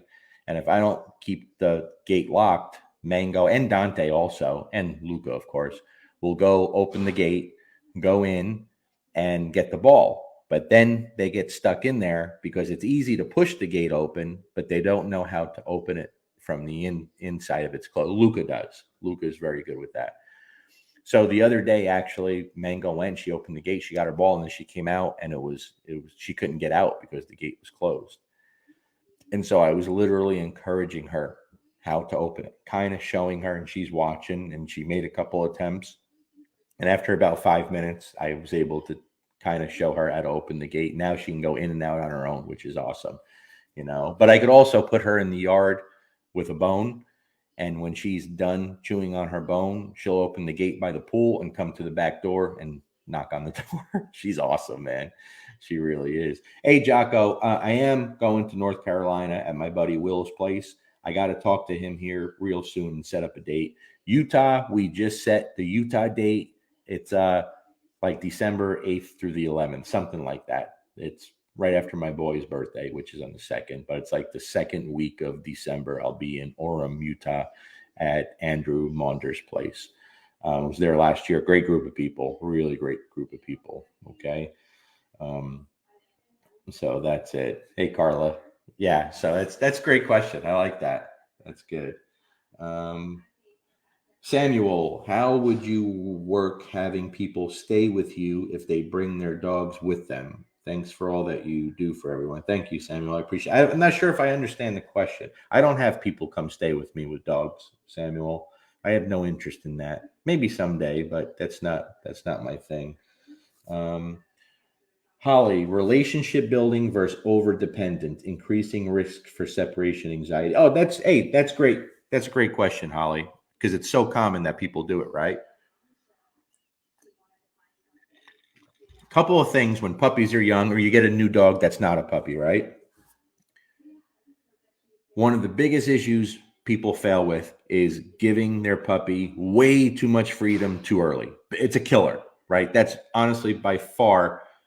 Yeah, we're coming to Boston, Mickey, in October, I believe. We'll be in Boston, me, Jay, and Joel. Um, Too much freedom too early.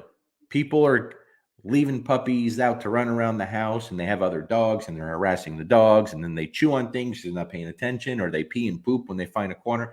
You can't do that, guys. I have really good dogs inside the home because I create that.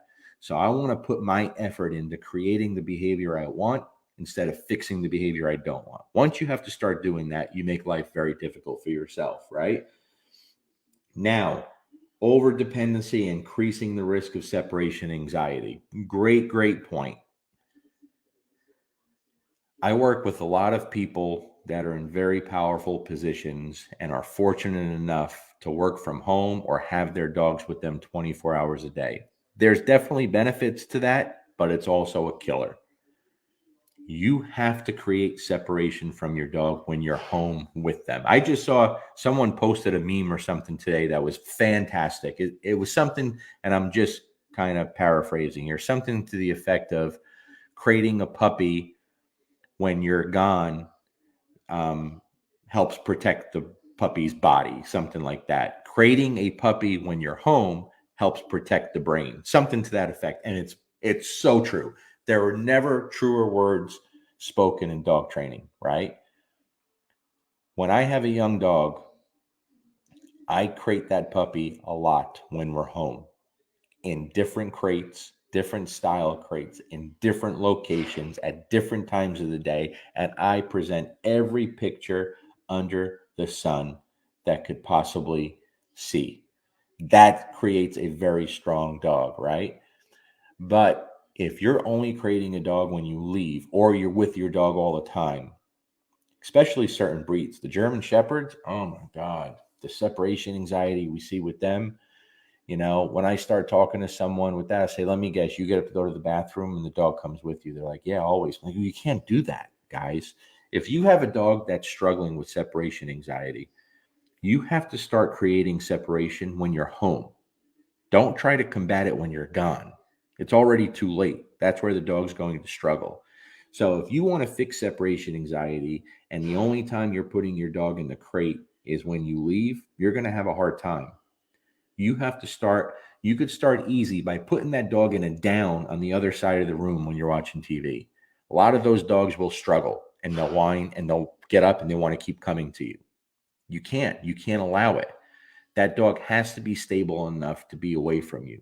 You want to start creating that dog, even if it's in the same room, even if it's 5 feet away from you. You start creating that dog in your presence when you're there, not when you're gone, right?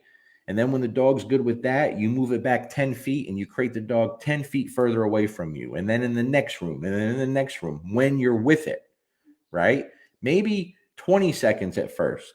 Then you build up to 30 seconds and then 2 minutes. You understand what I'm saying? Just like when you're trying to teach a trick to a dog, you break it down into very small pictures. It's the same thing with behavior, guys. You have to start somewhere. Okay. So that's a very, very good question. Who asked that? Holly. Over dependence, increasing risk for separation. You have to create that separation when the dog is stable. See, a lot of people with all problems, Holly, not just separation anxiety, they wait to address it when it's showing itself. I like to address things when the dog's doing well, right? Let's say let's say the dog is sleeping and we're watching TV, it's laying in the middle of the floor, right? Young dog. I get up, I'm going to the bathroom. The dog is nowhere in my way. Nowhere in my way. I make it a point to walk to the dog and make the dog move when it's sleeping and being quiet and well behaved. I'm not an idiot about it, right? But that dog has to understand the humans control everything in the home, not just me, my wife, my son, my daughter, because my dogs, and I have very high drive, powerful dogs, they have to respect my kids the same way they do us. And they do. It's why Sophia and Renzo, from the time they were very young, are able to take the dogs out to go to the bathroom all together. No e-collars, no leashes, none of this. And they respect them and they listen to them, right? The example I always use, Renzo was 2 years old. He knew if our shepherd or our Rottweiler was laying in the doorway of the kitchen, he wasn't allowed to step over him. The second he steps over that dog to go into the kitchen, now that dog knows that's his space. And space is very important in the dog world. How could he respect my 2 year old if that 2 year old is telling him, "Ooh, I'm sorry, this is your space. I'm going to go over." No, no, no. At 2 years old, Renzo knew he had to walk to that dog and say, "Bear, go." And he'd walk through him and the dog would go, he'd get up and move. But they were best buds, inseparable. And the dog respected him because he can control him, right? Sophia Sophia did most of the training with Mango brilliantly. I tried to give her advice because she doesn't train like me, right? And she'd say, "I got this. What makes you think your way is better than mine?" She's a little girl. I said, "Well, Sophia, I kind of been doing this longer. It doesn't matter." Like, she's very determined and she did train in a very different way. And now when that dog sees her, if it comes between me and her, you know who that dog's going to pick? Her. I'd come home from work and I'd see Sophia out on the lawn with Mango doing cool shit. And most of the time she would just be sitting with her. I say, "Hey, babe, what are you doing?" I'm like, "Just spending time with Mango after we got done playing and training." It's a beautiful thing. That's why that relationship is so strong, right? So strong. But even my kids understood what was best for the dogs from day one. Very, very important. Very important. But I see professional dog trainers now whose dogs aren't so well behaved and they have issues in their own home. That's a problem, guys. That is a problem, right? If you're a dog trainer and you have issues with your own dogs, you have to fix that. Because if you have problems with your dogs, it's like someone coming to the gym for personal training and the personal trainer comes out and they're 400 pounds. How is that person supposed to believe you? Can't. So if you're a dog trainer and you have issues with your own dogs, how is someone supposed to pay you a lot of money and trust you to fix theirs? How? You can't do it. Years ago, when people used to call for dog training, I talked to them on the phone. I wouldn't try to sell them anything. And a lot of times they say, okay, I'm ready to sign up. And I would say, no. I said, what I need you to do is call every dog trainer in the Nashville area and interview them. And I say, interview them because this is an important decision with something that means a lot to you. And you have to be sure about who you want to work with. And they'd say, well, I'm pretty comfortable with you. I'd like to sign. I said, I need you to talk to everyone first. I want you to make the best decision. I said, but this is what I'll do. I'm not going to try to sell you anything, but I will make you this offer. I will show up wherever you want in Nashville with my dogs, off leash, no e-collars, so you could see us in public. And I encourage you to ask the other trainers to do the same. And I said, but if they can't do the same in a busy public place with no e-collar on, are they supposed to be able to give you that? Right? 100% of the time they say, okay, I want to sign up. And I said, no, call me tomorrow. Talk to other people. I never tried to sell anyone anything. And then there was a business coach one time that asked me, what's your conversion rate? I say, you won't believe me if I tell you. I don't try to convert anything. But if someone calls me, they're signing up, even though I'm pushing them away, right? Because I do want them to make the decision that's best for them. But I'll show up with my dogs wherever you want in a very public place with no tools on. I said, see if anybody else will. I'll meet you there. I'll meet them there. Guess what? No one else would do that. Nobody else would do that. Not a single person. And even the ones that do like to go out and do the street marketing, and that was a big thing back in the day. We had to do that, right? Social media wasn't a thing. You weren't going to get them out in public without an e-collar on. It wasn't going to happen. It wasn't going to happen. That was their life. That's what they relied on. You know, that's just it. All right, let's see. Corey, how do you teach an off switch to a dog that wants to play at night? He is getting plenty of off leash exercise and stimulation during the day otherwise. Well, that's a good question, Corey. Again, that goes back to classical conditioning. How have you taught your dog that, right? Your words have meaning. If you can't say something to your dog when they're trying to play and they get it, that's a problem. So we have to work on the basics, right? So if I'm getting ready to play or train with my dogs and I give them a cue like, hey, you ready? That means we're going to do some cool shit, right?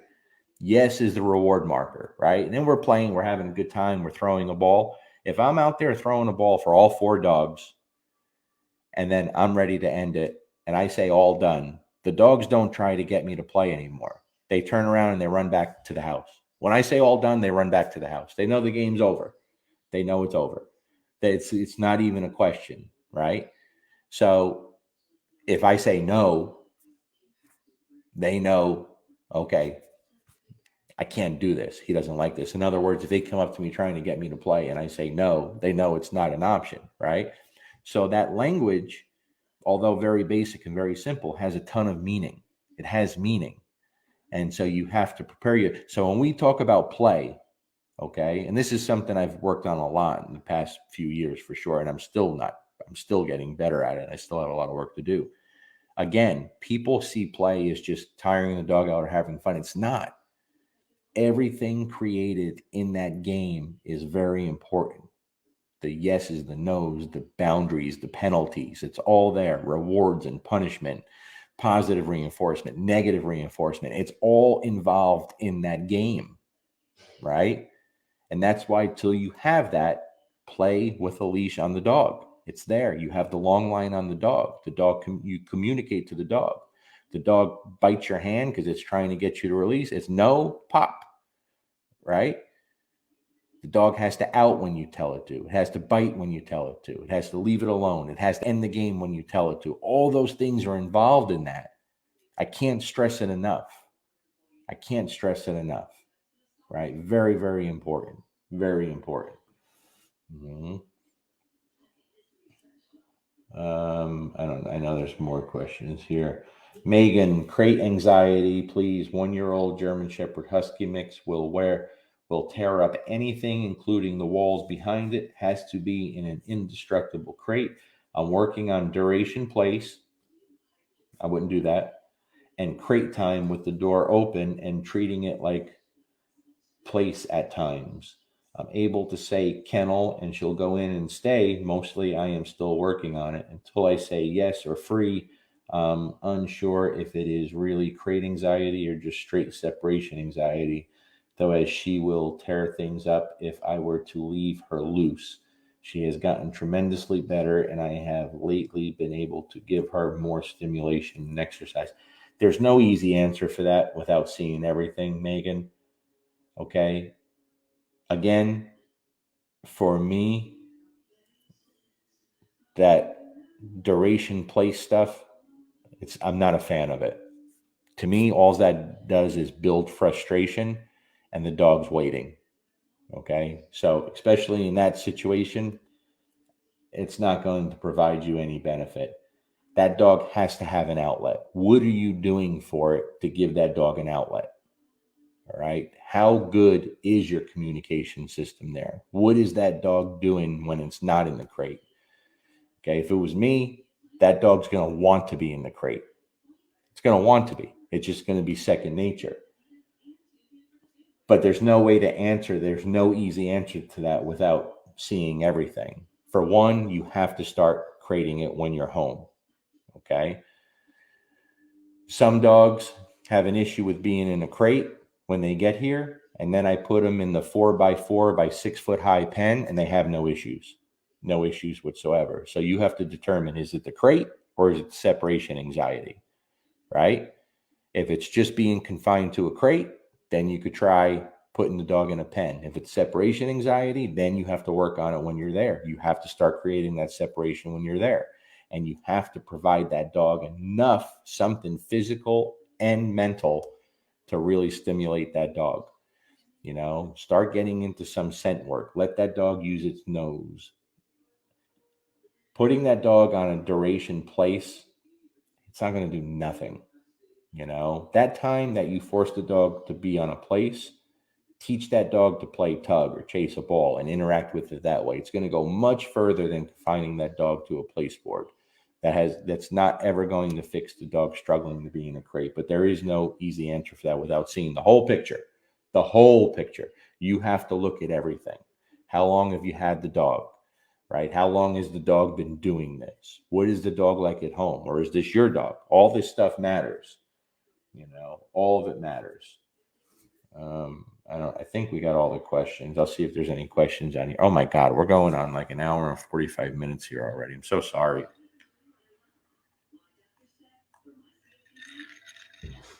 Now I'm really hungry. She likes to fetch. Well, then you got to use that, Megan. You got to build off of that. You know, you got to build off of that big time, right? That dog likes to fetch. I'm going to exploit that. And I'm also going to bring a crate outside and make that part of the fun, make that part of the obedience, right? See how high you could take the obedience. You start kennel. Dog goes in the kennel. Yes, ball goes, right? And you start switching things up. You make it fun. You change the perception of the dog of that crate. Use that, you know. Ooh. Ron, how to get a 10-week-old Rottweiler to listen to my words? They're not going to, Ron. It's an infant. It's like, how am I going to get my infant child to listen to my words? They don't. You have to teach it. You have to take your words mean nothing to a 10-week-old puppy. It knows nothing. You have to show it everything, absolutely everything. Lauren, what brand of pen do you use for the dogs? I've been looking. I have Lucky Dog pens. I get them from Walmart.com. They're awesome. I have 4 or 5 of them in my garage.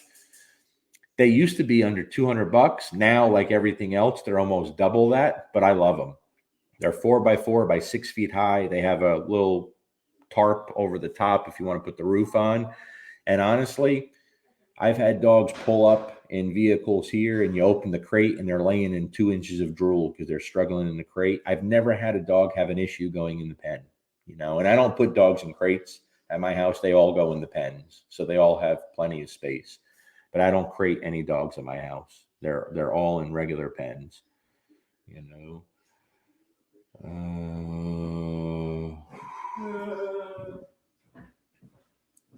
Bridget, are you coming to USCA Working Dog Champion? I thought about it, Bridget. I don't think I'll be able to make it. I just don't think so. Megan, I've been putting fun stuff in the crate like food treats. I put her crate one home. That's not going to cut it. You got to do more, Megan. You know, play is always going to be more powerful than food. You know, for the most part, it really is. Um, no seminars in Ohio, Kelly. But I just posted my schedule on Facebook yesterday where I'm going to be. Ooh, I took one or two in. They're so much better now. I do have a perfect one I raised and is awesome. I don't know what that means, Maria. Have to honor your dog as a dog. Absolutely, Brian. You know, the second you treat your dog as something other than a dog, especially a human, it's just so unfair to the animal. You know, so unfair. Um, ooh, thank you, Kate. That's very kind, and that's important. You know, I mean, we try. Stephanie's a better parent than I am. I'm the inappropriate parent. I'm the fun one. I'm not a good disciplinarian. So mom has to do a lot of that on her own, you know. I had a vet talk about restraint training. How do I do that so that a stranger can do it? Here's the thing, Carrie. If I go to a vet with my dog that they have to be restrained for something, anything, x-rays, regular shots, I'm going in there. I'm doing all the handling, right? I'm doing all of that. And I tell you what, um,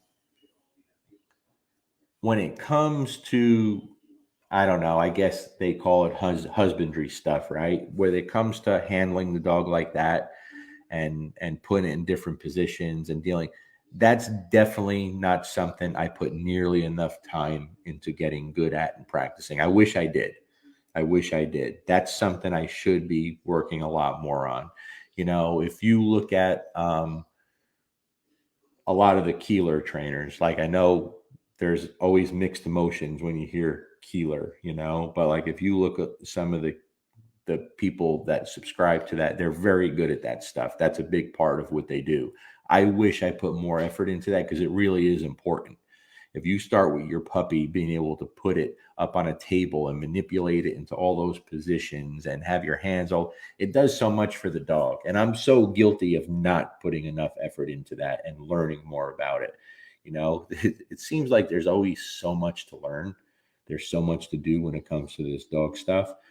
That is one of the things that I've thought of often over the years where I need to put more effort into that. I really do. I really should. I kind of get away with it though because I train my own dogs to a really high level to where if they're uncomfortable with something and I say, hey, knock the shit off, they go along with the flow. But I should take a different route with it and get better with that stuff. You know what I mean? There's people out there that are very good with it. I think I see Mark Connolly doing a lot of stuff with it all the time, and I should get better at it and put more effort into it. Created, I had to use Slim Jims when found Playology pet toys. I don't know what that means, but I love Slim Jims. Like Macho Man Slim Jims. I love Slim Jims, Gypsy. You know? Yeah, absolutely, Drew. You got to create dogs when you're home. You have to. How would you get a 6-year-old golden adjusted to guns? Our neighbors shoot and he shakes. I don't coddle him. Well, I'd be taking that dog out somewhere, Judith. And for me, I'd be starting to fire guns from a far distance from him, you know?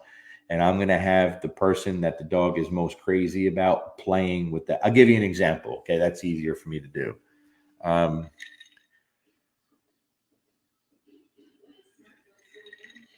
a few years ago, I did a lot of videos with a border collie that a guy drove down from Canada. The dog's name was Patty. Phenomenal dog. Like really over the top, brilliant, and drivey, right? The problem was he drove all the way from Canada. He came down on the week of 4th of July. And when he got here, we were under a really, really dangerous storm situation. No bullshit, right? So much so that I couldn't let him leave. I couldn't let him drive out of my neighborhood. It was that dangerous. I didn't know till he got here, and he told me that the dog had serious issues with fireworks and storms. No bullshit. I was like, this has got to be a joke, right? 4th of July weekend, my neighborhood is bad with fireworks. Like, it's insane. And we're like under a tornado watch and have some real bad storms going on. The dog struggled for sure. To start with, I played a lot of loud music in the garage where the dogs stay. That's not going to cut it, but it helps sometimes. I didn't do anything different with that dog. I went about training as usual, but of course, we did a lot of play, a lot of play. That's what made that dog thrive. We played so much tug and fetch, and that dog lived for it. Through doing that, and remember, there's rules and boundaries in that game. Through doing that, that dog's confidence started coming up quite a bit. And when it would hear fireworks, even close by, it would react in the beginning. It would stop playing and would run to the door to go into the garage. I never opened the door and let the dog go into the garage and hide, right? We'd go back to playing. And over enough time of playing when those fireworks weren't going off, by the time that dog left here, if the dog heard fireworks, it still noticed it and it would walk over to the door.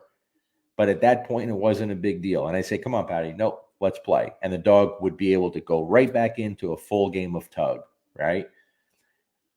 But I didn't only try to address it when the fireworks were going off. I had to build up that game when there was nothing going off. I had to make that so desirable for the dog that when those sounds started going off, the dog reacted, but there was still so much meaning and trust in me that it could deal with it. And by the time that dog left, it just wasn't really affected by the storm. So kind of the same thing with that dog, you know. Ooh. I think that's about it, guys.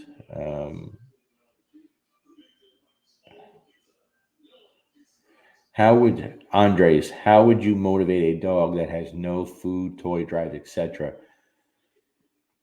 Usually when someone says that, Andres, they're not trying properly.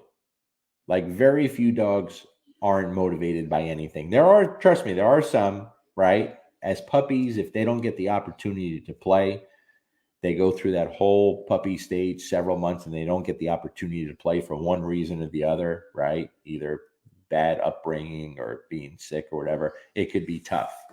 But the problem is, and we see this at the seminars all the time. Well, my dog has no food drive, right? Well, when you take a human being and they have food, something that's not so exciting for the dog, and then the human is less exciting than a dry fart, and they're like, yes, and they try to put a piece of food in the dog's mouth. It's not very encouraging or motivating, right? But the second the human becomes kind of an idiot and that food becomes a little alive, and now there's a strong reward marker, and the person says, get it or yes, and they throw the food and the food comes alive, all of a sudden, quite often, you see the dog start having a little motivation, right? And when the dog goes even halfway slow after the food and you make a big deal about it and you say yes and you run away and the dog comes to you and you get food, a lot of times those dogs get excited about working for food very, very quickly. But you have to make it more fun. If you think your dog's not food motivated just because it's not excited about you trying to put a piece of kibble in its mouth, you have to do more than that. Make a game out of the food. Make it fun. Use something very, very desirable for the dog and make it come to life. And then what happens from that quite often is that transfers to a toy and play very, very quickly. Almost always. Almost always, right? Ooh, I don't know what you posted today, Veronica. Hillary, I don't know what was you, Hillary. I don't know. North Carolina is going to be in Jacksonville, Judith. Jacksonville, North Carolina. Mickey, we are in Boston at, I believe, like September 30th to October 2nd, something like that, I think. Anthony, I used to travel to New Orleans as a federal agent all the time. My wife kind of put an end to that because I used to fall into what she called the pattern. And I'd go out and I would really go crazy and party a lot and get really drunk and then forget to call her and do all those things. And I just couldn't behave myself there. So I'll probably never be in New Orleans again. That I love to eat and drink. That's like bad place for me, man. You know. Oh, thank you, Carla. uh, Catherine, I've talked to a lot of people in Canada, some really great people, and I know I'm honored that they want me in Canada. I have to try to make that happen. You know, uh, love David. Love how Larry always honors those he looks up. You have to, David. You have to give credit, right? If you take something from someone and you learn from someone, you have to give them credit. You just have to.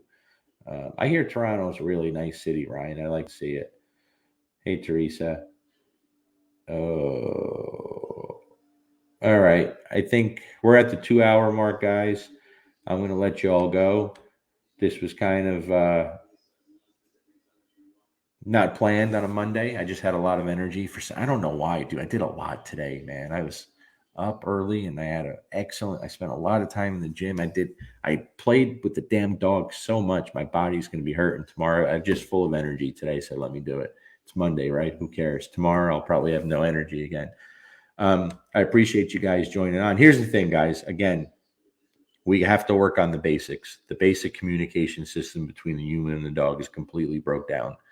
We have to focus on that. If everybody just focused on that, us making sense to the dog, it makes everything else so much easier.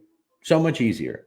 You have to put more effort into learning that and breaking the bad human habits that we all have, including myself, right? Unless you're telling yourself, slow things down, break things down into pictures that the dog understands, our human tendency is to do everything at the same time and just completely blur it for the dog. And that's not cool. Okay. All right, guys. Jonas, you're such a douche. Such a douche. Uh, I saw you have a tattoo plan, Jonas. I have like 3 different appointments right now, and I'm trying to get in with some badass dude up in Boston when I go to do the seminar. Check out Tattoos by Cesar Perez. Phenomenal, phenomenal work. I'm trying to get in with him when I go up to Boston. I'm going to go a few days earlier to get work done by him because the dude's incredible. And I found out he's Peruvian. So we have a connection there. I have to represent the Peruvians, right? All right, guys. You all have a good night. Thank you for joining me on a Monday. I know a lot of you did. Hey, listen, tomorrow morning when your dog wakes up, it wakes up every day thinking it's going to be the greatest day in the world. Don't let them down. Do your best to make them a reality, to make that a reality, right? Every day your dog wakes up thinking you're amazing and it's going to be a phenomenal day. Don't fuck it up. Don't fuck it up. Give them a little something, all right? Peace, guys. See you all next time. Peace. End broadcast. What the hell did I hit? I hit the wrong thing. End broadcast. End broadcast. What the hell is going on here? I can't. I can't end the broadcast. It's not letting me end the broadcast. What am I doing? End broadcast.